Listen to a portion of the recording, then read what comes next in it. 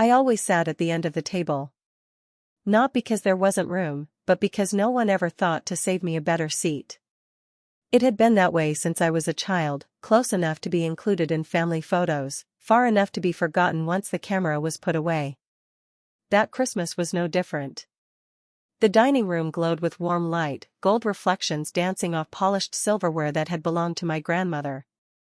The scent of roasted turkey and cinnamon filled the air, thick with nostalgia that never quite belonged to me. Laughter floated around the table, loud and confident, mostly coming from my brother Daniel.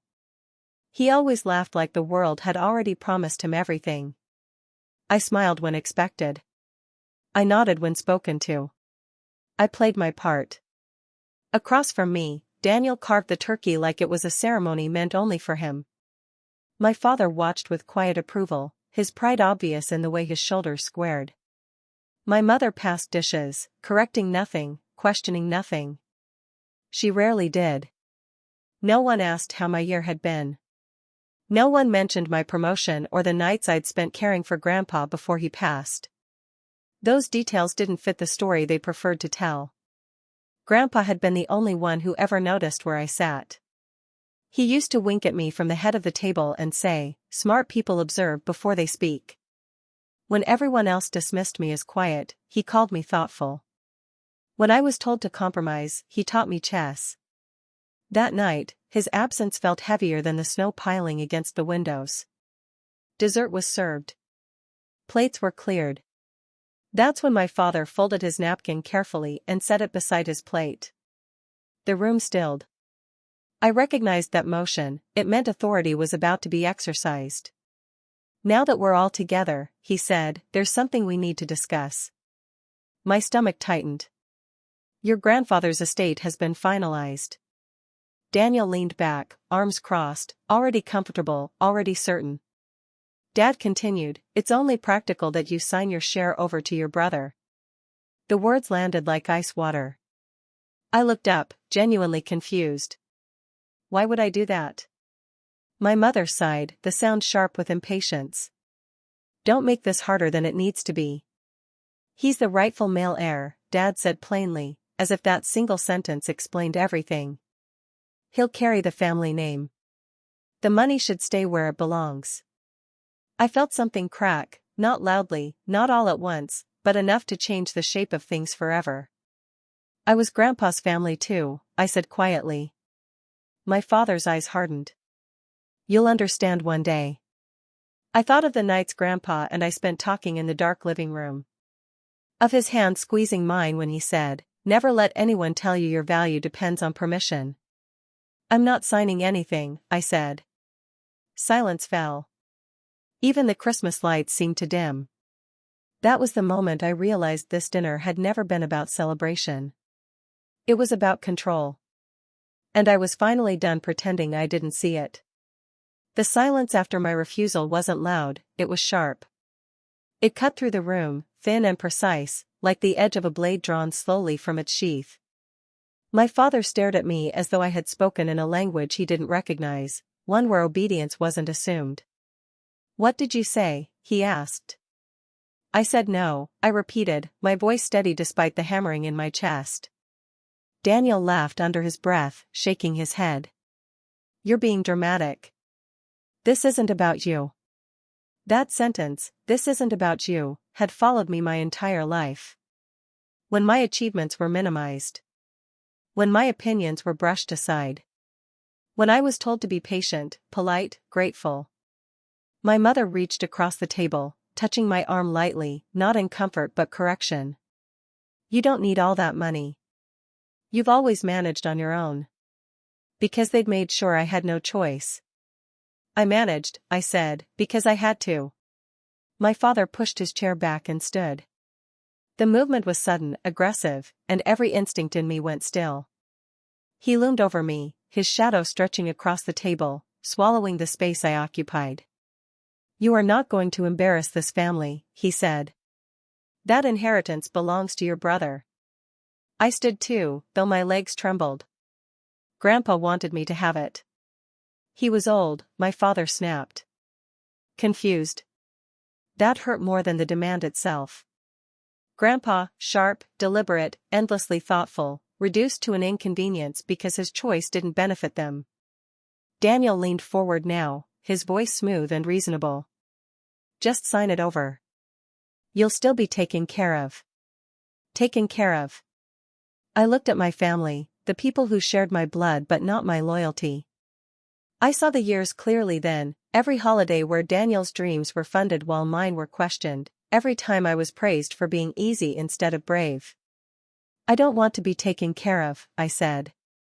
I want what was left to me. My father's hand closed around my arm. Not violently. Not yet. Just tight enough to remind me who he believed held the power. His fingers pressed into my skin, his grip unyielding. You will do as I say, he growled, low enough that only I could hear. Fear rose, hot and dizzying, but beneath it was something else, anger, old and solid.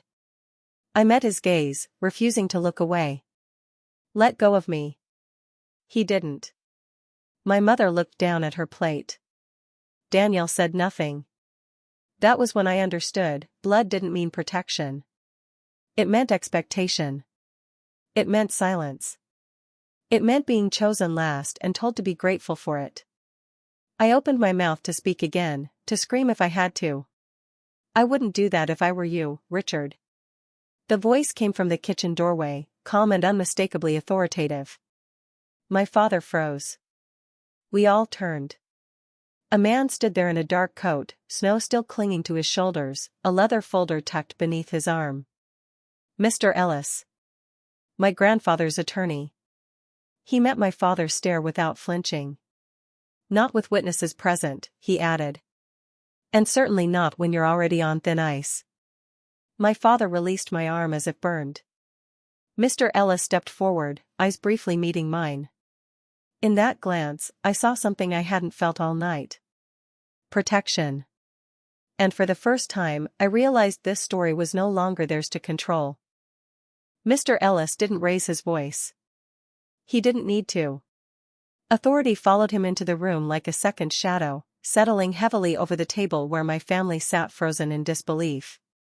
The Christmas lights hummed softly, their cheer suddenly out of place.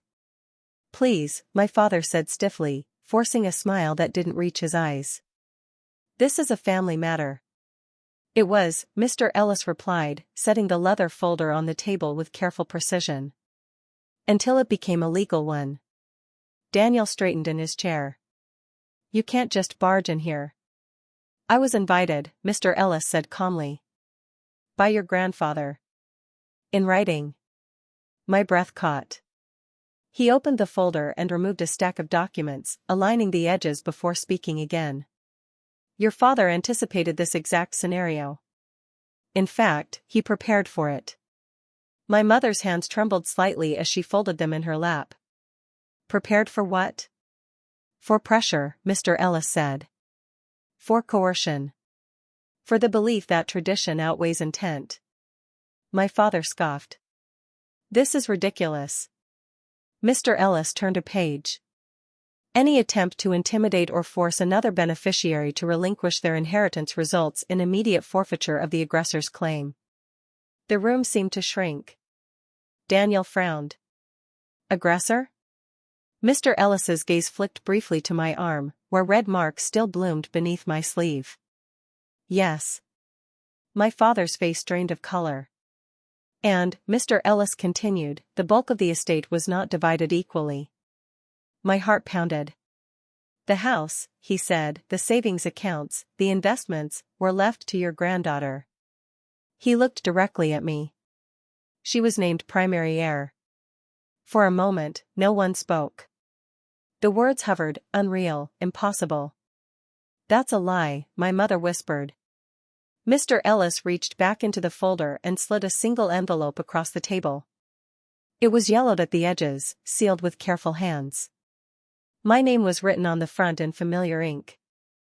I recognized it instantly. Grandpa's handwriting. My fingers trembled as I picked it up. The room blurred as I opened it, unfolding the letter I hadn't known existed but somehow always expected. My dear girl. If you're reading this, then they didn't change. I hoped they would, but I trusted you to stand your ground. Tears slipped down my cheeks. I watched you grow quieter so others could stay loud. I saw how you were asked to give while being told you were taking too much. You never did. I swallowed hard. This inheritance isn't about money. It's about freedom. You earned it by being kind when it wasn't rewarded, strong when it wasn't noticed, and brave enough to say no. I pressed the letter to my chest. Mr. Ellis cleared his throat gently. Your grandfather believed legacy was defined by character, not gender. Daniel pushed his chair back abruptly. So that's it? She just gets everything? No, Mr. Ellis said. She gets what was entrusted to her. My father stared at me now, not with authority, but disbelief. You planned this. I shook my head slowly.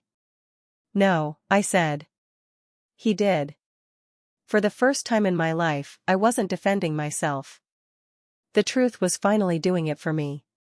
No one stopped me as I stood. There was no shouting, no dramatic confrontation, no last-minute plea for forgiveness. The room had emptied itself of power, and everyone could feel it. My grandfather's letter rested in my hands like a promise finally kept. Mr. Ellis closed the folder and gave a small nod. I'll be in touch, he said to me gently. Then, to my family, all future communication regarding the estate will go through my office. He left as quietly as he'd arrived. I slipped my coat on, my movements calm despite the storm inside my chest. My father opened his mouth as if to say something, command, perhaps, or blame, but no words came. Without his authority, he was just a man sitting at a table he no longer controlled. As I reached the door, my mother finally spoke. You didn't have to humiliate us. I turned. I didn't, I said. I told the truth. Outside, the cold air stung my cheeks, sharp and clean. Snow crunched beneath my boots as I walked to my car, each step lighter than the last. For the first time, I wasn't leaving out of guilt or obligation. I was leaving because I chose to. The weeks that followed were quiet in a way I had never known. Grandpa's house creaked softly at night, familiar and comforting. I dusted the shelves where his books still stood, untouched. I slept in peace, without bracing myself for criticism that never came. I paid off my debts. I set aside savings. I donated to the small library he loved and funded a scholarship in his name, one that didn't ask gender or background, only determination. My phone buzzed occasionally. Calls from my parents. Messages from Daniel, alternating between anger and apology. I didn't respond. Silence, I learned, was not cruelty. It was a boundary. One afternoon, while sorting through Grandpa's old chess set, I found a final note tucked beneath the board. Proud of you, it read. Checkmate doesn't have to be loud. I smiled through tears. That was the revenge they never saw coming. I didn't take anything from them. I simply stopped giving myself away. On Christmas the following year, I set a small table by the window. I cooked for myself, lit candles, and played music Grandpa loved. Outside, snow fell gently, just as it had the night everything changed. I raised my glass, not to bitterness, not to loss, but to freedom. Because the sweetest revenge isn't anger. It's peace. And it was finally mine.